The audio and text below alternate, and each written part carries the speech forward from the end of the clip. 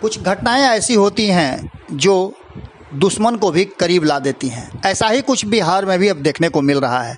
पप्पू यादव जिसे लेकर के और जिनके क्रियाकलापों को लेकर के अक्सर लोग किनारा किया करते थे, आरजेडी ने तो सांसद रहते हुए उनसे किनारा कर लिया था और पप्पू यादव ने अपनी पार्टी बना ली थी। पप्पू यादव लगातार जनसेवा के कार्य में जुटे हुए हैं और बिहार में या फिर पटना में बाढ़ हो, चमकी बुखार हो या फिर कोरोना काल हो, कोरोना काल के शुरुआती दौर से लेकर के अब तक पप्पू यादव कई बार अपने आप को प्रमाणित कर चुके हैं। इसके साथ ही पप्पू यादव की विशेषता ये रही है कि वो कभी बेहतरीन सांसद का अवार्ड भी पा चुके हैं। ऐसे पप्पू यादव को कहीं ना कहीं बिहार की जनता ने किसी भी सदन का सदस्य नहीं बनाया है। बिहार की जनता ने उनके साथ जो कुछ भी किया है ये बिहार की जनता बेहतर जानती है। पप्पू यादव ने किसी भी सदन का सदस्य न रहते हुए राजनीतिक रूप से उन्हें हाशिए पर बिहार की जनता ने कर दिया है। उसके बावजूद भी वो अपनी सेवा भाव और जनसेवा से अलग अपने आप को नहीं कर पाए। पप्पू यादव किसी भी विकट परिस्थिति में सामने तनकर खड़ा होते हैं और सरकार से दो दो हाथ करने के लिए भी तैयार रहते हैं। इन सबके बीच में पप्पू यादव ने जो कि लगातार सेवा करते आ रहे हैं, उनकी गिरफ्तारी को लेकर के अब उनके विरोधी भी उनके साथ जुड़ गए हैं।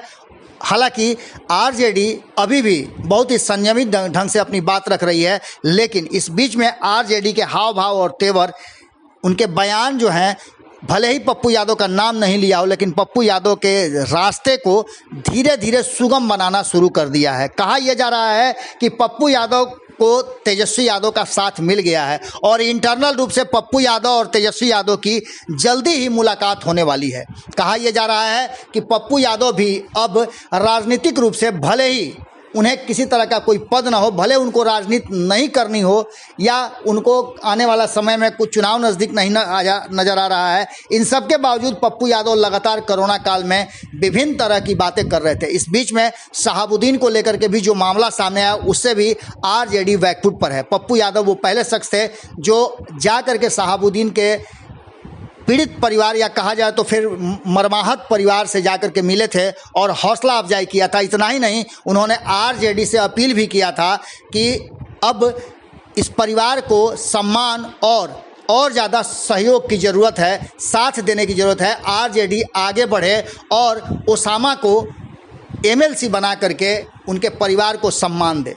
इन सब बातों को लेकर के पप्पू यादव ने पहल तो कर दिया था, लेकिन आरजेडी इन सब मामलों पर चुप्पी साधे हुए थी। उसके बाद हमने आपको बताया था किस तरह से रीतलाल यादव गए, उनके परिवार, शहाबुद्दीन के परिवार से मिले, ओसामा से उनकी बातचीत हुई, तस्वीरें भी सामने आई थी। सबसे पहले इस खबर को भारत लाइव ने दिखलाया था। उसके बाद पप्पू यादव की गिरफ्तारी के बाद एक बार फिर से आरजेडी का कॉर्नर थोड़ा सॉफ्ट हुआ है और पप्पू यादव के प्रति आरजेडी के साथ साथ कांग्रेस ने भी अपने हाथ बढ़ाए हैं और पप्पू यादव की गिरफ्तारी को गलत बताते हुए पुरानी बातों को दोहराया है कि किस तरह से नीतीश कुमार निरंकुश हो जाते हैं और पुलिसिया एक्ट करके लोगों को डराते और धमकाते हैं। जो भारतीय जनता पार्टी की नीति और रणनीति है, उसी पर नीतीश कुमार चल पड़े हैं। ऐसी स्थिति में नीतीश कुमार को उखाड़ फेंकने के लिए पप्पू यादव को हथियार के रूप में इस्तेमाल कर सकती है आरजेडी आने वाले समय में कुछ ऐसे लोगों को जोड़ना चाहती है जो न तो नीतीश कुमार और न ही भारतीय जनता पार्टी के पक्ष में हो। आपको हमने पहले भी बताया था कि कई तरह की बातें सामने आ रही थी, जिनमें पप्पू यादव की गिरफ्तारी ने उन्हें एक बार फिर से हीरो बना दिया है और ऐसे हीरो को आरजेडी अगर अपने पाले में कर ले, तेजस्वी यादव एक बार फिर से सारी पिछली बातों को भुला करके अगर दोस्ती का हाथ बढ़ाएं तो कोई ये अतिशयोक्ति नहीं होगी। बिहार की राजनीति में पल पल बहुत कुछ बदल रहा है और कोरोना काल में इस बदलते हुए दौर में राजनीति में बहुत कुछ अभी देखना बाकी है। सरकार लॉकडाउन तोड़ने के आड़ में जो सरकार के खिलाफ आवाज़ उठाते हैं, उस आवाज़ को दबाना चाहती है, केस करती है, मुकदमा करती है, गिरफ्तारी करती है। नेता विरोधी दल श्री तेजस्वी यादव जी ने पिछले लॉकडाउन में जब जनता की मदद के लिए बाहर निकले थे तो आधा दर्जन से ज़्यादा मुकदमा तेजस्वी यादव जी पर कर दिया गया था। ये हिटलर शाही और तानाशाही सरकार का नहीं चलेगा। आदरणीय मुख्यमंत्री जी को जवाब देना पड़ेगा कि सरकार पूरी तरह से नाकाम साबित हो रही है। चारों ओर हाहाकार है, लोग त्राहिमाम कर रहे हैं और सरकार के सभी जिलों के प्रभारी मंत्री बनाए गए हैं, कहीं कोई दिख नहीं रहा है। जिलों में कैंप करना था सरकार के माननीय मंत्री को।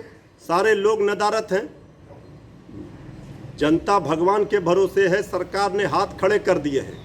सरकार अपनी नाकामी को छुपाने के लिए जो सरकार को आईना दिखाता है, तेजस्वी यादव जी लगातार सरकार को आईना दिखा रहे हैं। उनकी नाकामी को लेकर के ये फर्जी डाटा आंकड़ा सरकार पेश करती है, ये बरगला रही है सरकार। सही डाटा और सही आंकड़ा सरकार नहीं दे रही है। इसको लेकर भी तेजस्वी यादव जी ने कल सरकार को घेरने का काम किया है। जो विरोधी विपक्ष आवाज़ उठाता है उसे सरकार मुकदमा करके, गिरफ्तारी करके उसकी आवाज़ को दबाना चाहती है।